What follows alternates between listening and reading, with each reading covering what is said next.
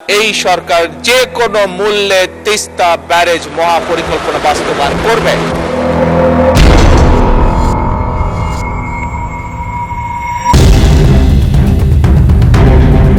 বাংলাদেশের সংসদে দাঁড়িয়ে চীনকে বাংলাদেশে বড় অগ্রাধিকার দিল তারেক রহমান। এবার ভারতের ঘুম হারাম, চীনের সহায়তায় তিস্তা পরিকল্পনা বাস্তবায়নের হুঙ্কার দিলেন। এবার কি ভারতের সেই ভয়টাই সত্যি হচ্ছে?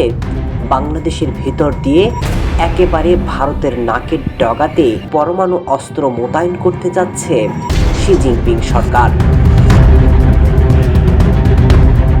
দীর্ঘদিন ধরে চীনের টার্গেট ছিল বাংলাদেশের ভিতর দিয়ে ভারতের কাছাকাছি নিজেদের শক্তি বাড়ানো।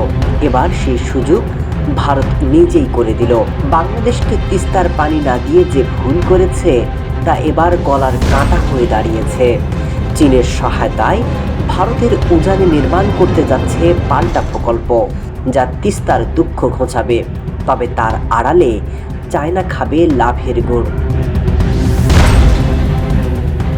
শেখ হাসিনা সরকারের দীর্ঘ 16 বছর এই পরিকল্পনা বাস্তবায়ন হয়নি। কারণ যখনই টাকা নিয়ে প্রস্তুত চায়না, তখনই তীব্র আপত্তি তোলে ভারত। কারণ ভূ রাজনীতি। তিস্তা নদীর অবস্থান ভারতের অত্যন্ত সংবেদনশীল শিলিগুড়ি করিডোর বা চিকেন নেকের খুব কাছে। ভারত ভয় পাচ্ছে চীন যদি তিস্তা প্রকল্পের ওছিলায় উত্তরবঙ্গের এই অঞ্চলে এসে বছরের পর বছর কাজ করে, তবে ভারতের জাতীয় নিরাপত্তা চরম ঝুঁকিতে পড়বে। তাছাড়া চীন বিশ্বব্যাপী একটি প্রজেক্ট আছে, বেল্ট অ্যান্ড রোড ইনিশিয়েটিভ। এর অধীনে তারা বাংলাদেশ, চীন, ভারত, মিয়ানমারে একটি অর্থনৈতিক করিডোর তৈরি করতে চান।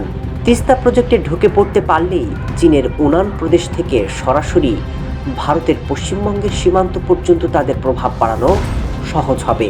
যদি সেই সুযোগে বাংলাদেশের ভেতর দিয়ে ভারী অস্ত্র এবং সেনা সমাবেশ করে, তাতে টের পাবে না ভারত, যে ভয় দিল্লিকে কাঁপিয়ে দিচ্ছে।